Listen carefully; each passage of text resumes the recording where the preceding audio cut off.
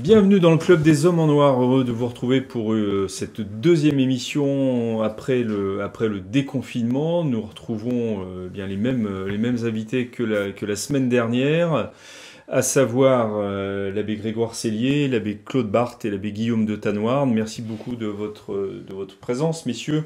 Bonjour. Bonjour. Pour aborder un nouveau sujet. Je ne sais pas s'il suscitera du débat, celui-ci. La semaine dernière, finalement, vous aviez débattu sur les rapports de l'Église et de l'État à propos du bien commun temporel et des décisions au regard du Covid-19. Cette fois-ci, je vous propose que nous parlions au regard des événements à la fois aux États-Unis avec la mort de George Floyd et puis en France les manifestations qui se sont produites principalement contre les dites violences policières à l'égard des populations noires et maghrébines. Je voulais avoir que vous nous transmettiez en fait le regard de l'Église sur ce problème du racisme, sur l'existence des races. Est-ce que l'Église s'est penchée sur ce sujet et sur tout ce que ça peut entraîner? Est-ce qu'il est légitime de manifester contre le pouvoir temporel et ses décisions, demander le désarmement de la police, etc. Enfin, vous voyez, le sujet est vaste. Je viens de le poser de manière un peu fouillie. Tout d'abord, donc, peut-être l'Église et puis le racisme.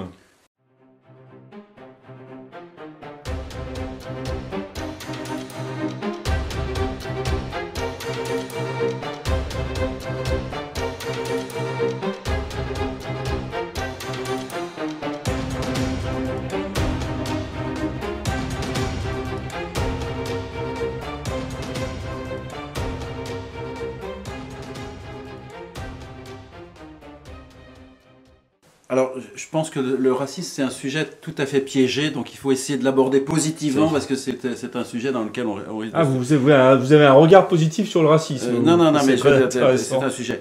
Je pense que le fait essentiel qu'il faut bien souligner, c'est que l'Église donne le baptême et tous ses sacrements à des personnes de toute couleur de peau, qu'elle autorise le mariage entre les personnes de toute couleur de peau, qu'elle accueille dans la vie religieuse des personnes de toute couleur de peau, qu'elle ordonne prêtres et évêques, s'ils ont les capacités requises, des personnes de toute couleur de peau, et je pense que nous aurons un jour un pape soit asiatique, soit africain, qu'elle accueille indistinctement dans ses paroisses des personnes de toute couleur de peau, et que pour résumer, je ne connais dans la législation de l'Église aucune règle, aucune norme, aucune directive, aucun canon qui toucherait à la couleur de peau et qui ferait des distinctions. Et finalement, l'Église en tant que telle, elle transcende, l'Église en tant que telle, elle transcende ces différences de couleur de peau, disons, allez enseigner toutes les nations, c'est ce que dit notre Seigneur, hein.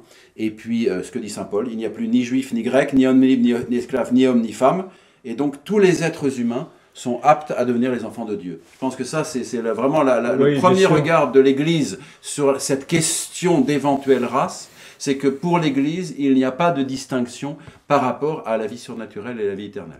Mais l'Église, me semble-t-il, mais vous allez me couper si je me trompe, c'est quand même poser la question au moment de la conquête de ce qui est devenu l'Amérique latine et l'Amérique du Sud, de la caractéristique des indigènes. Mais là, elle s'est posé la question, sont-ils des êtres humains? Ça, c'est effectivement une question. Sont-ils des... Ça ne vous choque pas, ça? J'arrive dans un endroit complètement inconnu, complètement inconnu. Je vois des êtres vivants qui bougent. Je vais essayer de déterminer ce qu'ils sont. Si c'est une girafe, partir du moment où je détermine si c'est un être humain, il est apte à devenir enfant de Dieu. Mais au départ, effectivement, je vois des êtres, il va falloir au départ de des êtres qui vous ressemblent quand même. Ah oui, je pense que... Ça ne pas tellement une girafe. Voilà, je pense qu'effectivement, dès le départ, il n'y avait pas de difficulté en soi, mais bon, ils se sont posé la question parce qu'il fallait trancher de façon claire et pour tous, mais en soi, bon, je pense que les missionnaires, immédiatement, sont entrés en contact. C'est pas posé, oui. Voilà, mais non, c'est pas posé comme ça. Voilà, et c'est pas posé après coup. Voilà. La question, c'est de l'esclavage. Exactement. Attends, droit 2, bon, les discussions de Burgos et de Valladolid ont tranché la question, là aussi. Voilà. Monsieur Abed-Tenoir. Oui, non, cette introduction est tout à fait idoine à la question. Moi, je crois que aujourd'hui, la question n'est pas tant de lutter contre le racisme, parce que ça, on le fait depuis les années 80 de façon systématique. Et on parle de l'Église, là. Je pense que le message est rentré dans toutes les têtes, même dans les caboches ecclésiastiques, c'est-à-dire les plus durs à percer. Mais la question est celle d'un nouvel antiracisme qui se révèle à l'usage comme étant un nouveau racisme. Parce que finalement,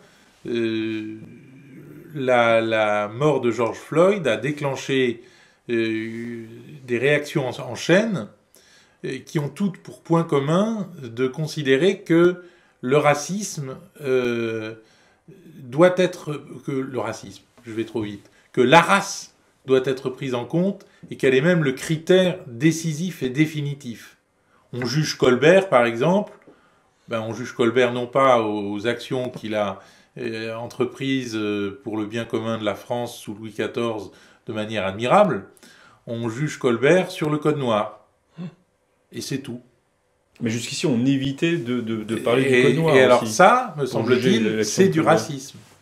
Le racisme est de considérer qu'un individu comme Colbert se réduit au Code noir. Quand Jean-Marc Ayrault, ex-premier ministre lui aussi, mais dont on ne parlera pas dans 3 siècles, je pense, demande qu'on débaptise la salle Colbert à l'Assemblée, il fait n'importe quoi. Et en fait, il subit un emballement racialiste qui fait juger de toutes les questions à partir de la race. Est-ce que vous pouvez comprendre, enfin, est-ce que vous comprenez que certaines populations estiment qu'on a trop passé sur silence, par exemple, pour reprendre le cas Colbert, le fait qu'il ait mis le Code noir?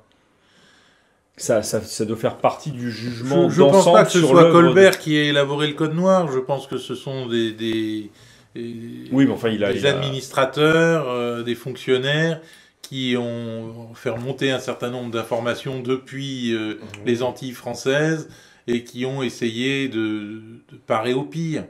Oui, je crois qu'il faut le dire. Ça. Voilà, c'est tout. Aussi pour régler des choses qui, sans cela, étaient lamentables. Après tout, l'Église on ne peut pas juger avec les critères de notre époque, pardon. Oui, je parlais de l'esclavage, que l'Église a admis comme un moindre mal, là pour le coup, véritablement, mais qu'elle voulait canaliser par un certain nombre de mesures. Ouais. Mais justement, est-ce que c'est pas un problème? Moi je pense que l'Église a mis plusieurs siècles, peut-être une dizaine de siècles, à supprimer l'esclavage dans la chrétienté. Ça a été un long chemin, etc. Mais c'est elle qui l'a fait, certainement. Et c'est un scandale. Je pense que c'est un scandale que des pays chrétiens aient, à partir du XVIIe siècle, rétabli l'esclavage. C'est un scandale. Et je pense qu'une partie de la colonisation a été quelque chose d'anormal, c'est-à-dire on s'est lancé à l'assaut de pays qui existaient, etc. Alors certains pays n'existaient pas, par exemple, lorsque Charles X va en Algérie, c'est parce qu'il y a des pirates qui ne cessent mais il y avait des pays, par exemple... qui ne cessent de faire des esclaves. Justement. Voilà, ils ne cessent de faire des esclaves. Par exemple, lorsque Ferry le Tonkinois, Jules Ferry veut conquérir la Cochinchine, il n'a aucune légitimité, et c'est un État qui existe bien et qui se développe correctement. Donc, ceci étant dit, on peut effectivement, d'un point de vue historique, reprendre les choses, etc. Mais on ne va pas tout bouleverser et tout, semer un chaos total pour du passé qu'il faut assumer, qu'il faut comprendre, qu'il faut expliquer, etc. Mais non pas, on ne va pas tout bouleverser à ce titre-là. Effectivement, on enlève les statuts de tout le monde, on va mettre des gens qui, dans un siècle, vont être contestés, parce qu'ils n'auront pas été pro-ça, ceci, et on va enlever, à ce moment-là, supprimons toutes les statuts. Je rappelle que la dernière grande campagne de destruction des statuts, c'est les Allemands qui l'ont fait pendant la Seconde Guerre mondiale. Hein. Donc on arrive dans ce genre de choses, allez, on enlève, on débaptise, et puis après on va redébaptiser, ça n'en finira pas. Oui, je crois qu'on en revient au thème de la dernière fois, sur la théologie thomiste ou scotiste, et sur les rapports entre la nature et la surnature dans l'ordre théologique. Parce que Cajetan, donc mon cher Cajetan, qui vivait au début du XVIe siècle, a condamné vigoureusement la colonisation des Indes, c'est-à-dire de l'Amérique, parce que, expliquait-il... Sa manière, pas la colonisation comme telle. Non, le principe. Le principe de substituer aux autorités établies par les peuples là-bas, des autorités nouvelles qui, au nom de la foi, auraient eu plus de droits que les autorités anciennes. Et il disait, ça c'est absolument inexact. Au nom de la foi, l'autorité qui a le plus de légitimité, c'est l'autorité établie. Soyez fidèles à toute autorité, y compris désagréable, dit Saint Pierre dans sa première épître, chapitre 2. Cela dit, les conquistadors ont gagné, alors qu'ils étaient une centaine, parce que les peuples opprimés par les Incas se sont ralliés à eux contre l'oppression des Incas. Il ne faut pas oublier d'un point de vue historique. Après, effectivement, il y a tout ce qu'on sait sur l'organisation des sacrifices humains par ponction de population dans des tribus dites inférieures. Je ne dis pas que l'ordre en Amérique du Sud était le meilleur des ordres possibles, mais il était respectable. En tout cas, on ne pouvait pas le mettre en cause au nom de la foi. Peut-être au nom d'une morale, mais pas au nom de la foi. Et là, vous êtes en train de faire le procès du colonialisme, en fait. Là, je suis en train de faire le procès de ces Occidentaux qui, au nom de leur progrès, parce que c'est pas au nom de la foi, la colonisation ne s'est pas faite au nom de la foi. La colonisation de la Troisième République, oui, de la Troisième République, oui. Celle de... Mais là, on parlait de... C'est le XVIe siècle. On parlait de Cajetan, c'était au nom de la foi. C'était au nom de la foi, et Cajetan était contre. Et Cajetan était contre. Et donc, l'abbé Talleyrand en est contre. Non, mais enfin, mais ça me choque on peut pas refaire l'histoire. Bien sûr. Comme vous savez, il y a eu quand même des grandes discussions. L'histoire a été dans ce sens, et je pense heureusement pour les peuples d'Amérique latine qu'ils ont été colonisés par l'Espagne, parce qu'elle leur a beaucoup apporté. Quand on pense que ces civilisations brillantes ne connaissaient pas l'usage de la roue. Il y avait quand même, là aussi, un progrès technique qui pouvait se diffuser. Un progrès religieux, mais du point de vue des principes, en tout cas, une autorité temporelle, quelle qu'elle soit, est légitime pour un chrétien, même lorsqu'il s'agit de persécuteurs. Les chrétiens croyaient à la légitimité de Néron. Qui s'en servait pour faire des feux de joie dans les jardins de Rome. Alors qu'ils ne croient plus à la légitimité de Robespierre et de la suite. Mais pour en revenir à l'édition de Cajetan, bon d'accord, mais les éditions ont continué. Comme vous savez, ça a été tout un débat au XVIe et XVIIe siècle. Avec les dominicains, de diverses écoles. Mais les discussions ont continué sur un autre sujet, parce que le sujet n'était plus de respecter l'ordre établi ou l'État indigène, mais le sujet, puisqu'il n'y avait plus d'État indigène. Oui, ça revenait tout de même dans les... Mais le sujet était de respecter la dignité de chaque homme. Oui, certes, et là, l'Église a été fidèle à ses principes, là encore. Mais aussi celui de la légitimité des régimes, on va dire inférieurs, enfin... colonisé, donc chez Vasquez, chez Suarez, on trouve quand même toute une théorie, toute une théorisation. Que Suarez, on est presque au XVIIe siècle. J'entends bien, c'est pour ça que je dis XVIe et XVIIe siècle. Et ces discussions continuent. Ottaviani dans son... Alors, essayez de vous laisser parler les uns les autres, parce qu'on finit par ne plus comprendre. Ce que je veux dire, ça s'est pas réduit à une passion. Oui, je vois. Mais là, vous l'avez encore interrompu. Ça ne s'est pas réduit un point à celui Cajetan qui dit cette chose-là. Mais il y a eu vraiment toute une discussion qui a continué, encore une fois, jusqu'au XXe siècle. Le traité d'Ottaviani sur la République de l'Église parle encore de ces différents degrés de peuples supérieurs, inférieurs, que sais-je. Moi, je me souviens mais ça, c'est raciste, du terme latin. Non, d'une organisation, si vous voulez. D'une organisation politique supérieure ou inférieure. Oui, c'est différent. Ils ne sont pas les peuples qui sont supérieurs. D'un empire avec des États. D'une certaine manière, bon, d'accord, ne chipotons pas sur le C'est terme. pour vous, en fait, hein, c'est pour vous éviter des problèmes. Voilà. mais Donc, pour définir la légitimité de l'État colonisateur sur les États colonisés, de la même manière, toutes choses égales par ailleurs, dans l'Empire d'Autriche-Hongrie, de la supériorité des Hongrois et d'abord des Autrichiens, puis ensuite des Hongrois et des Autrichiens sur les autres peuples. Donc il y a quand même des tas de choses qui sont à organiser, à penser, à discuter, qui vont pas de soi. Voilà. Mais ceci étant... Je ne crois pas que la question de la supériorité des peuples soit une question discutable. De la supériorité des peuples. Attendez, non. Je pense que chaque peuple a sa propre légitimité interne et qu'elle doit être respectée. Oui, parce que la loi naturelle est antérieure à la loi surnaturelle et à tous les instruments que l'on peut utiliser pour juger de la plus ou moins égale dignité. Là, c'est vous qui me coupez cette fois-ci. Oui, je fais. Pardonnez-moi. Et je suis pas intervenu. Allez-y. Non, c'est pas grave. Mais il se trouve que j'ai dit à peu près ce que j'avais à dire, mais je crois que non, on ne peut pas parler de l'inégalité des peuples ou des races, c'est impossible. Mais on peut parler intrinsèquement, vous avez raison, mais concrètement, oui, l'Empire romain, les Romains, disons, et la légitimité de Néron tenaient aussi au fait, quand même, tout de même, enfin, ça rentrait en ligne de compte. Néron était le... Rome offrait la paix à ceux qu'elle colonisait. Voilà, absolument. Enfin, et qu'elle colonisait. C'était un échange. Qu'elle colonisait. Je crois que c'est ce que veut dire l'abbé, justement. Et avec une supériorité. Oui, mais on pourrait s'y tromper. Enfin, on pourrait s'y tromper, je suis d'accord avec vous. C'est pour ça que c'est important de préciser. Et on donne la parole à l'abbé Céline. Voilà, je dirais, nous sommes allés vers le passé, c'est une discussion importante, et de montrer que, je dirais, on n'est pas... Mais on va y rester un petit peu, pardon.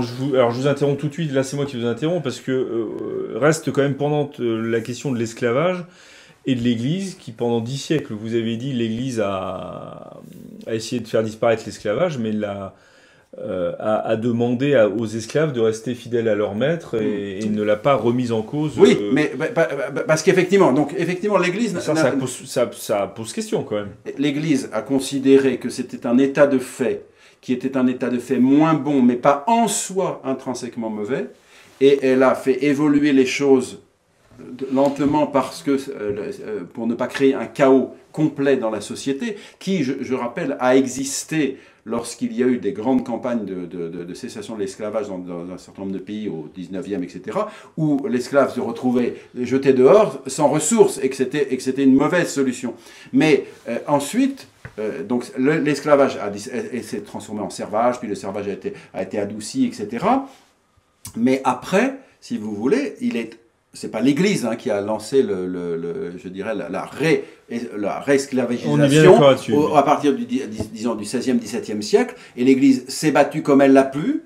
Mais bon, les États, les groupes financiers, etc., étaient puissants et n'a pas pu avoir son mot à dire de façon efficace. Et ça, c'est un scandale. Mais cela dit, nous sommes aujourd'hui. Et maintenant, il n'y a plus d'esclavage. La colonisation, me semble-t-il, a été... toujours des esclaves, qui sont plus des esclaves. Ce sont les chrétiens qui sont souvent esclaves. Voilà, mais bon, je dirais, l'esclavage officiel n'existe plus, officiellement n'existe plus, même s'il existe en douce. Et puis, théoriquement, la décolonisation a été à peu près complète, pas tout à fait, mais à peu près complète. Donc, est-ce que... il y a historiquement, moralement, à en discuter, etc. Mais est-ce qu'on va vivre exclusivement avec ce prisme? C'est ça la question. Une femme un petit peu retirée de la politique a dit « Je ne suis pas responsable de la colonisation, je ne suis pas responsable de l'esclavage ».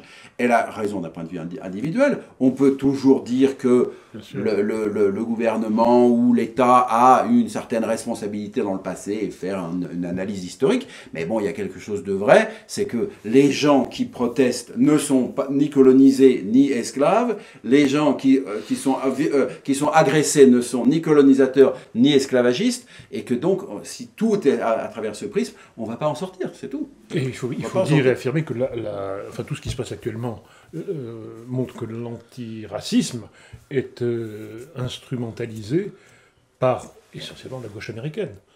Il y a une gauchisation... Et la gauche française. La gauche française aussi, mais d'abord, peut-être d'abord française. Il y a un aller-retour entre l'Amérique et la France qui est assez curieux. Oui, c'est la fameuse thèse, ou en tout cas le livre sur les bobos américains. Oui. Comment s'appelle-t-elle Simon, Laurent Simon, dans les bobos américains, qui en effet dit que les bobos américains imitent les bobos français, mais les bobos américains sont investi par une extrême gauche très radicale, oui, mais très révolutionnaire. Qui s'appuierait sur les travaux français, justement, Michel Foucault, dont on parlait D'accord, mais avant l'émission. D'une extrêmement violente, très riche, qui avait des moyens extrêmement puissants. Le Parti démocrate, aujourd'hui, est investi largement par ces gens-là. Et toute cette affaire de... oui, enfin, c'est pas le Parti démocrate qui manifeste dans les rues de Paris. Non, certes. Enfin, c'est tous ces courants qui sont à l'intérieur. Il y a une proximité entre le Parti démocrate et l'ultra-gauche française qui trouve triste le macronisme. En quoi elle n'a pas forcément tort. Et l'ultra-gauche américaine qui est très violente, qui est une ultra-gauche donc vous expliquez que à peine le déconfinement créé, si je puis dire, tout d'un coup, se réveille comme ça, à l'occasion de ce qui s'est passé aux États-Unis, évidemment, toute une frange de la gauche française qui se retrouve dans la rue. Pour vous, c'est une influence américaine qui... Je pense qu'on prend l'habitude de poser les questions de façon mondiale. On a posé la question du virus de façon mondiale, et on pose la question du racisme de façon mondiale. Et on la pose à nouveau frais, c'est ça qui est quand même très important qu'il est très important de dire. Sont des Français qui ont pensé ce nouveau racisme, et en particulier Michel Foucault, dont vous parliez tout à l'heure, a donné un cours au Collège de France sur la lutte des races. C'est le titre du cours. Hein. Et l'idée, c'est qu'il faut que l'histoire soit constamment réexaminée par les dominés contre les dominants qui ont imposé leur version, leur vulgate historique. Et donc il faut qu'à l'histoire s'adosse une contre-histoire. La contre-histoire, l'histoire c'est celle de Colbert Premier ministre, de Louis XIV, du Roi Soleil, des compagnies des Indes, etc. Enfin de tout ce que économiquement Colbert a pu faire pour la France. Et la contre-histoire, c'est vous oubliez le Code noir. Et tant que vous n'aurez pas fait repentance, vous ne serez pas des hommes dignes de ce nom. Donc, finalement, c'est une sorte de néo-marxisme, hein, tout simplement. Voilà. Oui, la lutte des classes... La lutte des classes est périmée maintenant, puisque toutes les classes ont vu qu'il y avait profit à s'enrichir. Et que la classe populaire a rejoint le populisme. Mais... À cette lutte des classes périmée, il faut maintenant substituer une lutte des races et distinguer les races entre elles. Alors, Michel Foucault, qui était très érudit, comme vous le savez, prenait l'exemple de Henri de Boulainvilliers. Henri de Boulainvilliers est un grand aristocrate du XVIIIe siècle, début du XVIIIe siècle, qui considère que l'aristocratie française est née des populations germaniques des envahisseurs, mais il n'hésite pas à dire germanique. Oui, et que le peuple de losers, qui était ce peuple de gallo-romains, a remis sa destinée au roi de France, qui se trouve mis du côté du peuple. C'est un aristocrate traître qui finalement fait le jeu du peuple depuis des siècles. Il faut, dit Boulainvilliers, réexaminer l'identité française et comprendre qu'elle est multiple, et que dans notre identité royale d'aujourd'hui, il y a une identité aristocratique qui est bafouée, battue en brèche, etc., et qui doit être remise à l'honneur. Donc cette idée d'une guerre des mémoires, d'une guerre des identités, se trouve déjà chez Boulainvilliers au XVIIIe siècle, et Michel Foucault estime qu'il faut qu'elle soit réactivée aujourd'hui, qu'il y ait de nouveaux Boulainvilliers pour montrer que l'histoire officielle est menteuse. En fait, le combat était le combat des classes et du rapport des classes. Maintenant, le combat des classes n'existe plus ou pratiquement plus, et il est remplacé par une guerre des mémoires ou par une guerre des identités. Oui, une guerre des identités, parce que ça ne se limite pas aux races, finalement. Ça peut s'étendre à toutes les minorités. Mais Michel Foucault parle de la race sans race. Donc il a bien conscience que la race, c'est pas forcément la race biologique. Mais comme pour Boulainvilliers, encore que pour Boulainvilliers, il y avait une origine raciale différente des nobles germaniques par rapport aux Gallo-Romains. Il est plutôt, c'est ça, le père du racisme du 19e, 20e siècle. Voilà, mais c'est une... Voilà. Du moins, il se situe dans ce... Voilà. Boulainvilliers, oui. Cette montée du racisme, oui. Ça. Mais c'est pas Gobineau, c'est pas l'inégalité des races. D'accord, c'est pas... C'est une autre question. C'est finalement de l'histoire. C'est l'histoire comme subversive. Et évidemment, avec délice, Michel Foucault s'est emparé de cette histoire comme subversive. Et je pense que nous allons vers un combat des histoires de France. Des histoires de France et des identités. Absolument fondamental. Des histoires de France et des identités. C'est la même chose. Je dirais qu'il y a probablement un mix entre effectivement la mondialisation des réseaux sociaux qui fait que une immédiatité de ce qui se passe aux États-Unis, par exemple, qui devient immédiat. Il y a d'autre part une question de... comment dirais-je, d'immigration massive qui a fait venir effectivement des populations qui ont une autre histoire et un autre vécu. Et puis il y a effectivement, à la suite de cette immigration massive, il y a une formation de ghettos ou je dirais de banlieues, etc., qui ne fonctionnent pas bien, où règne un chômage endémique, donc voilà, chercher des économies de substitution. Et de ce fait, il faut être honnête, moi je vais dans le métro régulièrement, et de ce fait, effectivement, une réaction, par exemple, de la police... Le contrôle aux faciès est une évidence quand on se balade dans le métro. Moi, je suis jamais contrôlé. Et quand je passe à côté des flics, qui sont d'ailleurs interraciaux... Vous avez une bonne tête. Voilà, mais j'ai une bonne tête. J'ai une tête d'homme honnête, ce qui est une grande erreur. Et effectivement, quand je vois la police, qui sont interraciaux, hein, c'est tout le temps des Noirs et des Maghrébins qui sont arrêtés, qui sont contrôlés. C'est une évidence. Donc, ceci... De fait, ce sont les plus nombreux dans les prisons. Voilà, ceci étant, si vous voulez... une immédiateté par les réseaux sociaux, plus une immigration massive qui fait des gens qui n'ont pas exactement la même histoire, plus des gens qui, à certains égards, de façon réelle, se sentent opprimés, etc. Tout ça, ça fait un cocktail explosif. Plus je dirais, du côté des pseudo-dominants, un truc, il faut toujours demander pardon, ça fait un cocktail explosif qui explique la situation. Alors vous dénoncez les violences policières, si je comprends bien. Non, mais je ne dénonce pas les violences policières, mais il est évident, par exemple, que le contrôle aux faciès, ça existe. Ça, il faut ne pas se promener pour ne pas le voir. Moi, je dénonce les violences policières. Je ne vois pas pourquoi est-ce que on ne dénoncerait plus les violences policières parce qu'elles s'exercent sur des populations immigrées, et qu'on les dénoncerait lorsqu'elles s'exercent sur la je pense que... Ou sur les gilets jaunes, je pense que les éborgnés, les gilets jaunes qui ont été éborgnés peuvent témoigner que la violence policière est un vrai problème. Voilà. Mais un vrai problème, pourquoi? Parce qu'on demande aux policiers des choses pour lesquelles ils ne sont pas faites. C'est-à-dire qu'on leur demande de créer un ordre social, alors que ce n'est pas leur boulot. Leur boulot, c'est de sanctionner les manquements. À l'ordre social. À l'ordre social. Les manquements, ils sont forcément exceptionnels. Quand les manquements deviennent habituels, il y a un problème qui ne relève pas de la police, mais qui relève des politiques. Oui, mais enfin, la police et gendarmerie sont... il y a une responsabilité lourde des politiques dans le bras armé des actuelles de la France. Enfin, quand on voit les Tchétchènes et les Maghrébins, la guerre des races, c'est ça aussi. Les Tchétchènes et les Maghrébins se battent en France. Se battent avec armes réelles, hein, puisque sur Internet, sur les réseaux sociaux, circulent des films avec... des armes, alors on ne sait pas si elles sont réelles ou pas, mais enfin au moins une sur deux doit être réelle. Bon, on arrive à penser que la France c'est le Far West, quoi. C'est un peu ça. Oui.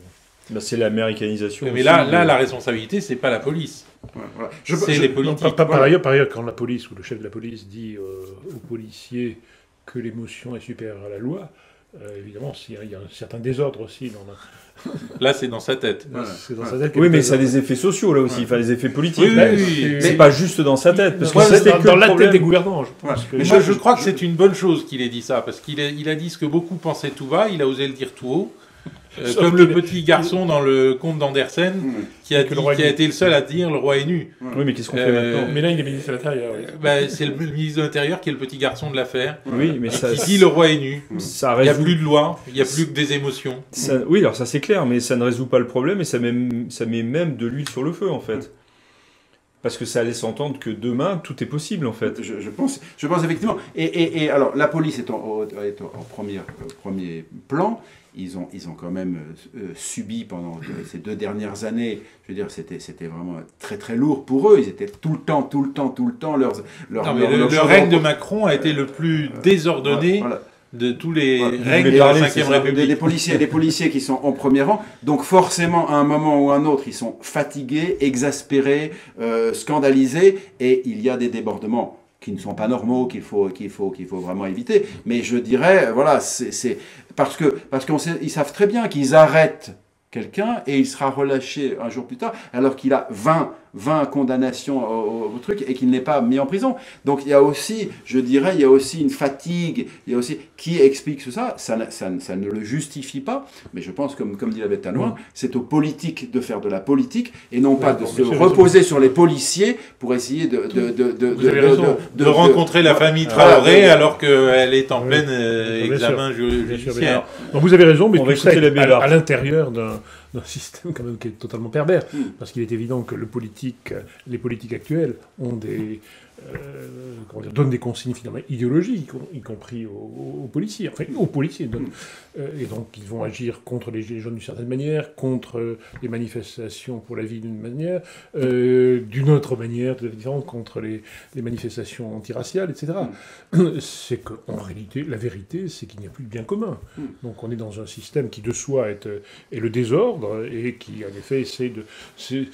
Oui, mais on peut pas dire qu'il n'y ait plus de bien commun, parce que la nature a horreur du vide. Mais bien sûr, il n'y a plus de poursuite du bien commun. Le bien commun n'est jamais supprimé dans une société. Même dans l'enfer. Nous sommes d'accord. Que la légitimité existe forcément. Et même entre les dire que même entre les démons, société sans légitimité. Et même entre les démons, il y a une certaine hiérarchie, parce qu'en effet, la nature a horreur du vide. Mais on est quand même de cet ordre-là. On est dans ce système. Alors, quelle est la légitimité de l'État présent qui n'arrive pas la légitimité de l'État présent, c'est faire face à tout ce qui se passe, justement. C'est d'assurer l'intérêt général ou le bien commun, c'est la même chose. Alors c'est déjà, il faudrait discuter sur l'équivalence. Mais je dis l'intérêt général pour nos auditeurs qui peuvent comprendre que l'intérêt général, on n'en décrète pas la disparition comme ça, et ça existe, oui, mais justement, nécessairement. Normalement, c'est ce qui légitime, un État, mais comme il ne poursuit plus le bien commun. On le voit... Il est obligé de le poursuivre.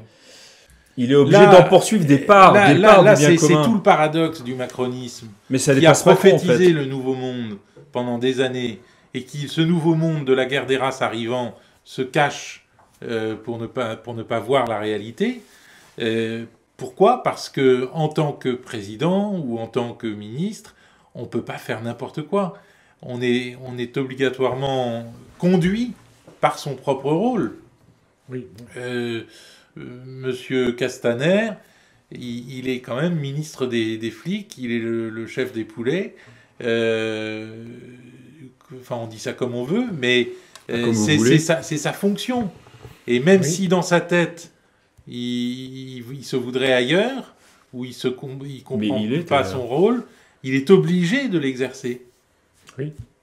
Il est obligé de l'exercer. Et donc, nous ne sommes pas ministre de l'Intérieur.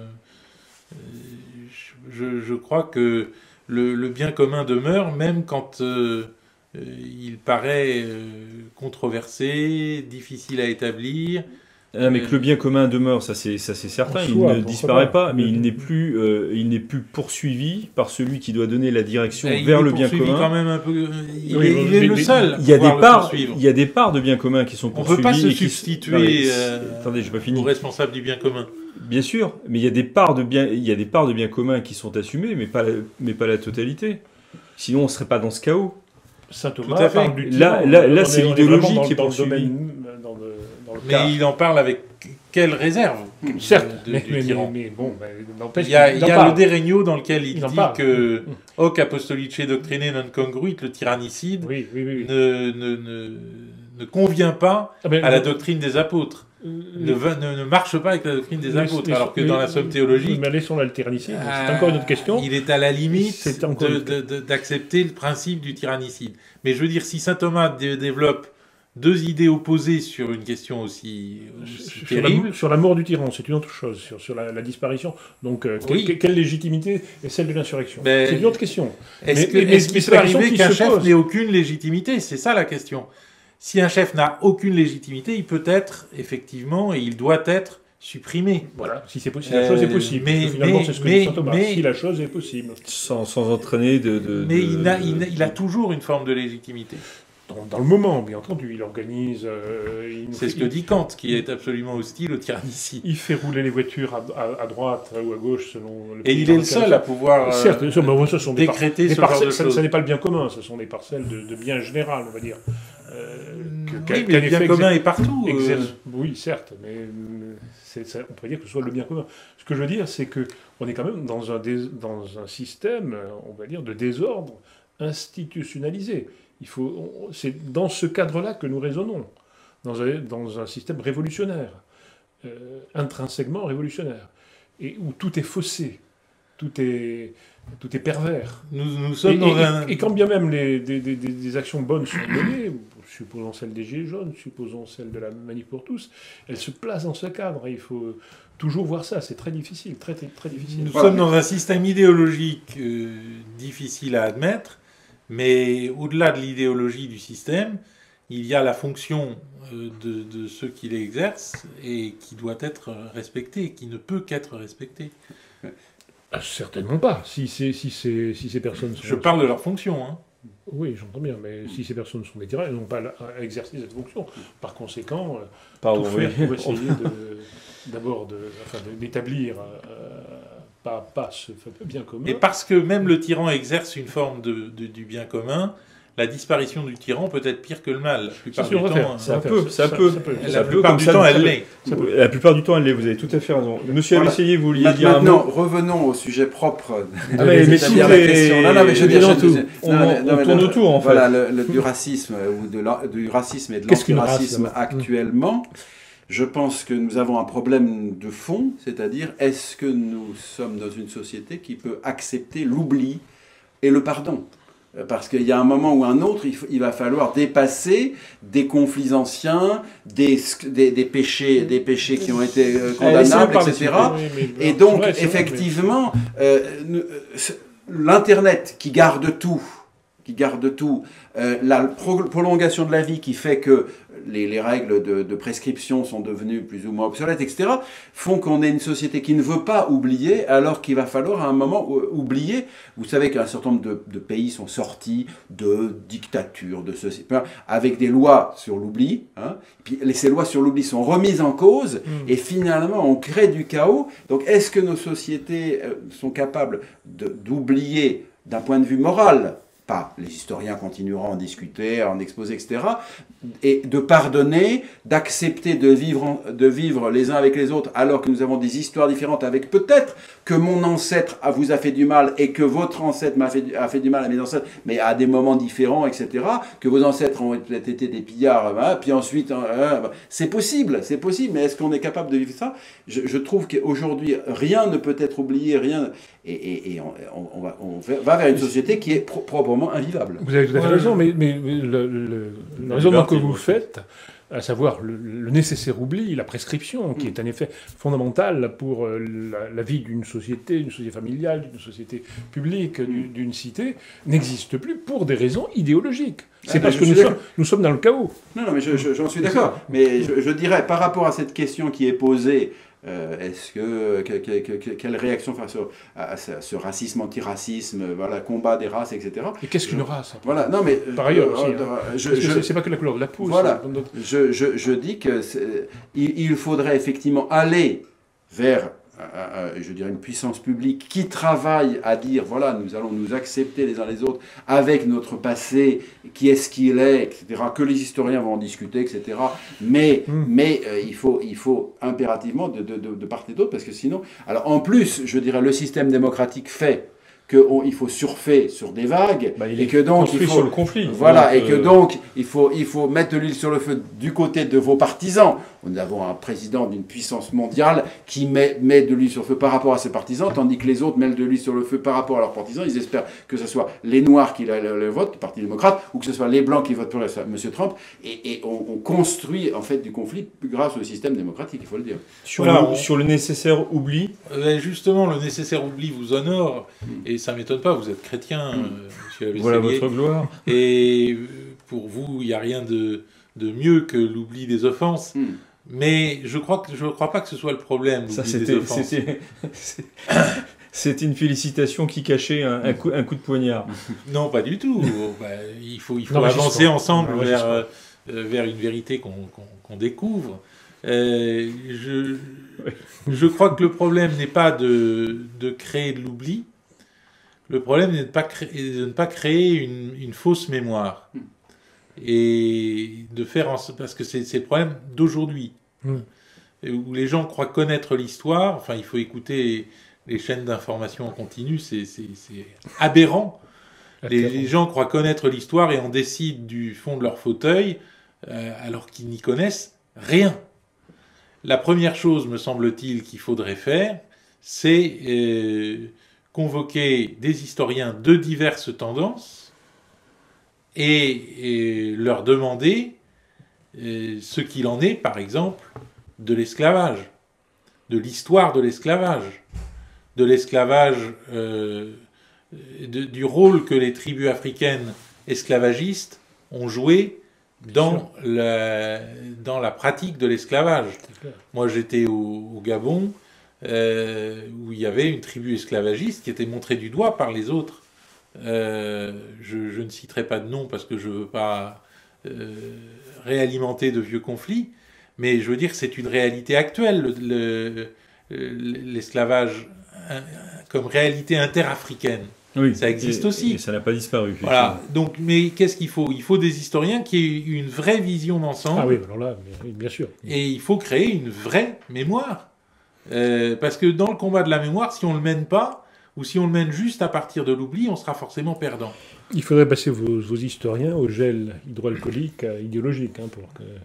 Non, parce que encore faut-il trouver il faut les mettre en débat.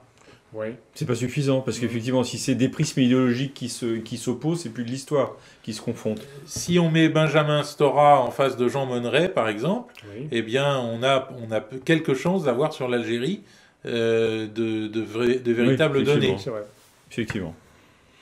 Mais ce à quoi on est confronté aujourd'hui à travers tout ce qui se passe depuis les événements aux États-Unis, c'est aussi un conflit des mémoires. C'est des mémoires qui s'opposent, là. Oui, c'est des identités et des mémoires. Il ne faudrait pas être dupe de contre-mémoires qui sont édifiées pour des intérêts tout à fait présents, parce qu'il y a une guerre des races, oui, alimentée par ces anti-mémoires, ou ces mémoires contradictoires. Il faut que l'histoire joue son rôle. Mais qui va être légitime pour dire... Un peu comme, toute proportion gardée, le pape Benoît jouait un petit peu les juges de paix en théologie en disant qui a raison et qui a tort parce qu'il était un peu théologiquement au-dessus du lot. Et il pouvait jouer ce jeu non pas seulement en tant que pape, mais en tant que théologien d'exception. Eh bien, je pense qu'il n'y a pas d'historien d'exception, mais que faire travailler ensemble les historiens à un traité de la mémoire nationale sur les points difficiles, c'est sans doute la solution aujourd'hui. En tout cas, la solution n'est pas l'oubli. Oui, bien sûr. En politique. L'oubli, c'est en morale, mais pas en politique. Mais en même temps, on a vu avec l'affaire Charles Maurras, qui n'est pas si vieille que ça, que ce travail de mémoire commun n'était pas encore possible. Parce que justement, on vit dans une société qui est constituée sur l'idéologie. Totalement. Et qui ne poursuit pas le bien commun. C'est pour ça que créer des commissions historiques, mais vraiment plurielles, c'est semble-t-il, une urgence. La mémoire nationale devient le nouvel enjeu dominant pour 50 ans. Oui. C'est peut-être un peu naïf, monsieur Labbé. Oui, peut-être. En quel sens? En ce sens que ces historiens apportent leur lot d'idéologie, et l'idéologie dominante étant quand même très prégnante, y compris dans ces débats. Oui, il ne faut pas qu'elle le soit. Il faut que cette commission soit ouvertement plurielle et n'exclue personne. Mais justement, il y aura des protestations parce qu'il y aura des gens qui ont dit ceci dans le passé et donc sont illégitimes, etc. On est effectivement dans une pure dialectique, si vous voulez. On ressort, vous avez dit ça, vous avez une loi là, contre la haine sur Internet par Madame Avia. Elle a à peine fait voter sa loi que déjà elle est accusée elle-même d'être raciste, etc. Il ne faut pas opposer à une dialectique contraire. Non, non, je ne dis pas ça, mais je dis que... Et pour moi, la seule façon de ne pas opposer une dialectique à une dialectique contraire, c'est d'avoir recours à un savoir. Si vous connaissez d'autres solutions, un recours à un savoir, y compris sur les races. Parce qu'après tout, on parle de race, c'est pas seulement la couleur de peau. Les races, les Palestiniens et les Israéliens, du point de vue racial, sont les mêmes. Ils sont exactement les mêmes, oui. Mais ce sont tout de même deux races différentes, avec des histoires différentes. C'est pas seulement des... Oui, c'est les identités. Il y a quand même une identité raciale bonne. Il faut le dire, il faut oser. Si vous voulez, ça fait 10 ans qu'on dit que l'identité est la problématique des 50 ans à venir. Là, on voit comment. Lorsque Pie XI, dans l'encyclique contre le nazisme, Mit Brennender Sorge, attaque le racisme, enfin la race, la nation, je ne sais pas ce qu'il dit, enfin toutes sortes de choses, on dit, qui en soi sont de bonnes choses, mais qui sont déifiées et qui par conséquent deviennent mauvaises. Oui, c'est la déification, de la race qui est mauvaise, par les uns comme par les autres, par Jules Ferry comme... Mais là, on n'est plus tout à fait dans ce problème-là. Non, justement, mais je pense que ce que je voulais dire, c'est qu'il faut peut-être sortir du problème, parler d'autres choses. On va faire une autre émission aller alors. Plus profond. Non, mais je pense qu'il faut en parler. Mais d'accord pour les discussions historiennes, mais aussi un approfondissement des notions. Parler différemment de ces choses-là. Voilà ce que je veux dire. Parler différemment des questions de race. Moi, quand Jean Sévilla rencontre à l'occasion de son dernier livre sur la guerre d'Algérie Benjamin Stora, je crois que c'était dans les colonnes du Point de mémoire, ça, je trouve ça extrêmement positif. D'accord. C'est extrêmement positif parce que Benjamin Stora ne peut pas tenir un discours idéologique face à quelqu'un qui connaît bien le sujet, et parce que Jean Sévilla ne peut pas non plus tenir le discours qu'il tient forcément devant ses aficionados. Bien sûr. Et donc ça n'empêche pas les manifestations qui ont eu lieu et qui sont plus déterminantes. Encore une fois, qu'est-ce qu'on peut opposer à ce débordement émotionnel? C'est pas qu'un débordement émortionnel, c'est un débordement politique là. Ce qu'on doit opposer à ce qui se passe dans la rue, c'est quelque chose de politique. Qu'est-ce que vous voulez dire par là? Qu'il faut faire sortir les chars? Je sais pas, mais c'est pas moi qui suis... Non, les chars, certainement pas. Il y a une réponse politique. Moi, il me semble qu'il faut apporter une réponse politique. La réponse politique, c'est des commissions historiques qui seraient chargées de définir une mémoire commune. Certes.